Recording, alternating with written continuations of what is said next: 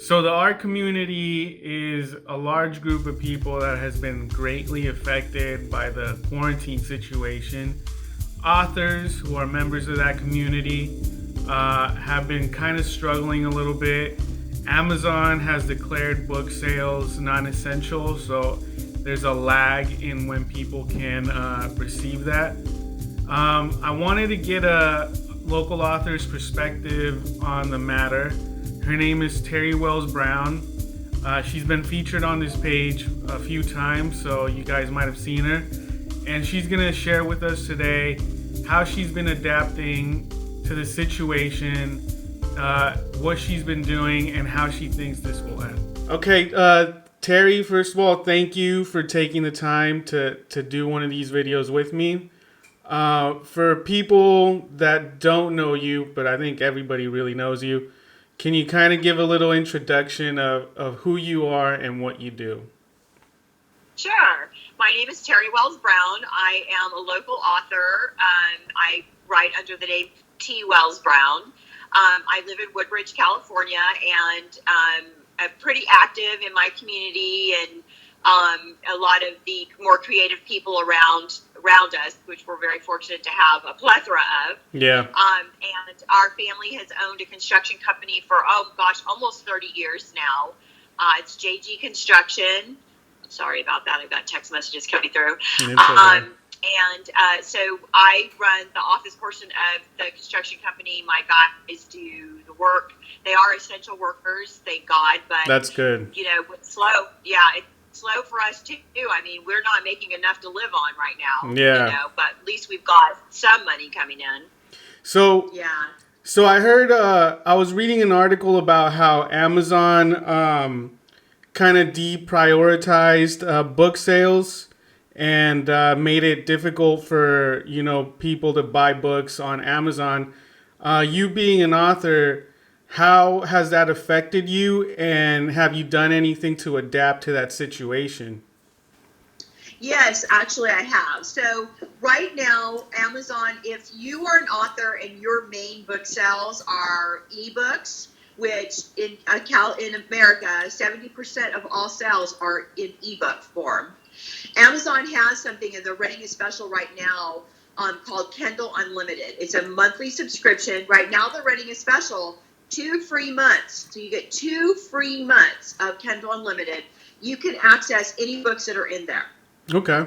Authors who are able to get into Kindle Unlimited, we have more readers there than we've ever had. Okay. Now for me, Amazon has stopped book sales for traditional books. But for me, I publish my own books, and so I publish through Amazon. They print my books, so they are still shipping my books. Okay. So traditional, so the big 5 trad pubs, what we call them, traditional publicists, publishing companies or houses, they print their own books and ship their books into an Amazon warehouse call center. Okay. And then from there, Amazon will ship them out. For me, Amazon prints my books, so anybody can go buy my books right now. Oh, that's good. And I'd say my paperback sales are about equal to my ebook sales. Okay. But so I went ahead and put my books in Kindle Unlimited, and then I just get paid a very small amount on page reads. Yeah. But if the people like my books enough, when this is all over, then I've gained a reader. And that's worked out quite well for me. I have, very good page reads for a new author. You got to remember, my first book came out last August, so I mean, I haven't even been doing this year. Yeah. So for me, the book sales have been good. That's this good. Does not hurt me as far as books go. That's good. So if you have the opportunity to go sign up for Amazon, they're not requiring you to sign for a full year. So like if you just wanted to do the first 2 months, you are able to stop it after that second month for free. So that's something good for your viewers. Yeah, that's really good. So during this time, we're all inside our homes 24/7 pretty much. Have you been doing a lot of writing? Has this situation inspired you in some way? Yeah, so I have two things to tell you. One, I have not been doing much writing. Many of us writers are having a very difficult time writing right now. Hmm. You have to have a certain relaxed headspace to let a story flow out of you. And if you're like this in your head or busy in your head, Yeah. it's very hard. And I have something else to tell you. I actually had started a collaboration with 9 other authors who write books similar to mine. Okay. And what we're doing is a series of 14 books. And all of us are writing, like I'm writing 2 books. Some of the girls are writing 1, some of us are writing 2. Under a pen name R.S. Wild, okay? And our first series was going to be about a pandemic Oh, wow. that was weaponized by the Russian scientists. Was this before or after? Before. Oh This is my way God. before. That's So crazy. I know. So Yeah. we were deep into it. We had our book set up. We were doing our cover art. We were making we are in, like we've created this whole world, this whole bad guy situation and our characters, how the pandemic spreads. And then this happened. Yeah. And we were like, okay, well, we can't write about this now. So all that work was just kind of set aside. I don't know if we'll ever be able to pick it up again or not, but we did a lot of work on it. So, one of the questions I've been asking everybody is how do you see this ending? And maybe when? When do you think it might end? So, when and how do you think this will end? So I, up until yesterday, thought that May 1st we were going to start opening up the country again, or at least California.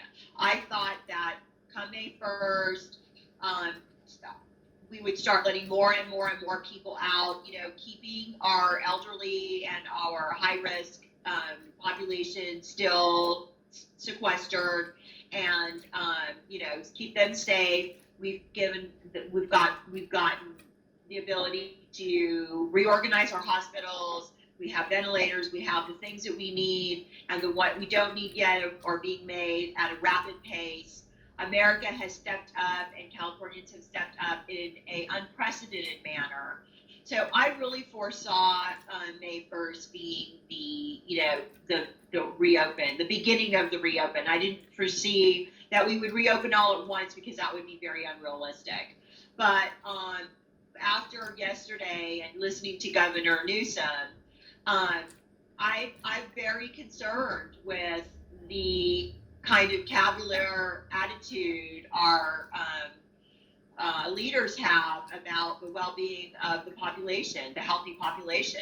And it's not that I don't think that this is a problem. I know that this is. I know that the COVID is real, and I know that we've got to be careful, and we have to take care of our elderly and our at risk.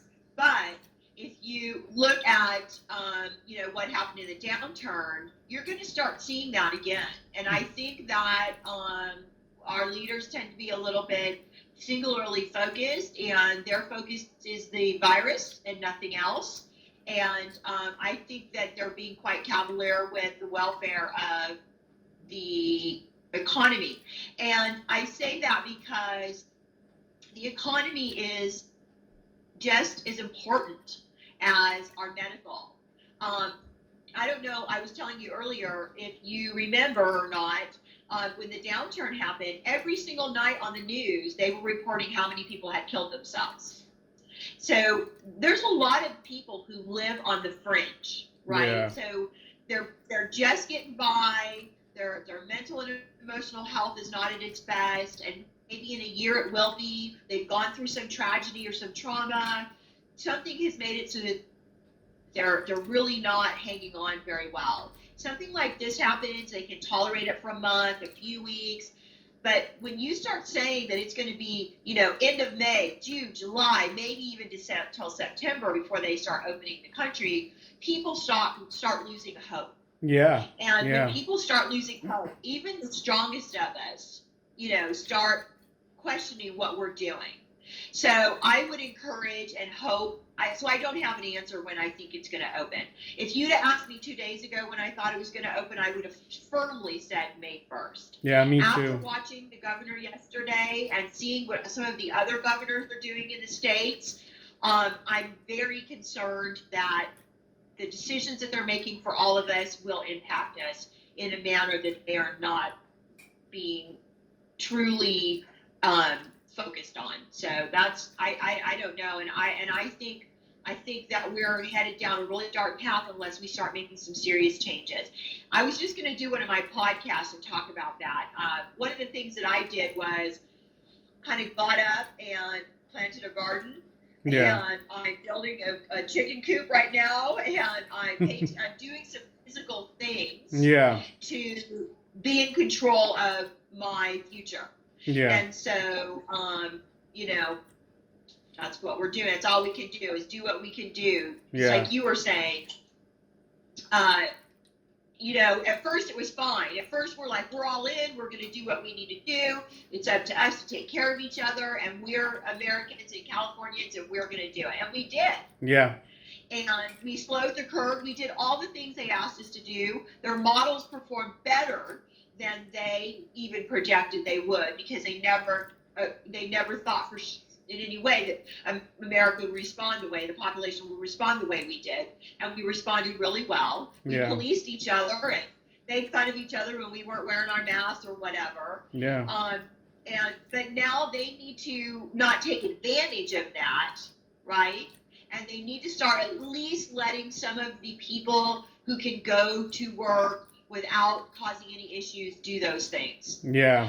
You got that one governor who won't even let people buy paint or gardening supplies or anything. It's kind of getting a little. We're crossing some boundaries and some lines here. So. Well, I saw that thing about the seeds that they got everything roped off at the grocery stores, like seeds and gardening supplies, and like you said, you're trying to do things that kind of give you like control over the situation. If people lose all their money and they don't have anything to buy food, you would think that vegetables and, eggs, chickens and stuff like that, that might be a good idea to let people do it. Even if it doesn't get to that point, for a psychological point, to let people have some control mentally, and give them something, hope pretty much. Yeah, mental and emotional hope is just as important as physical well-being.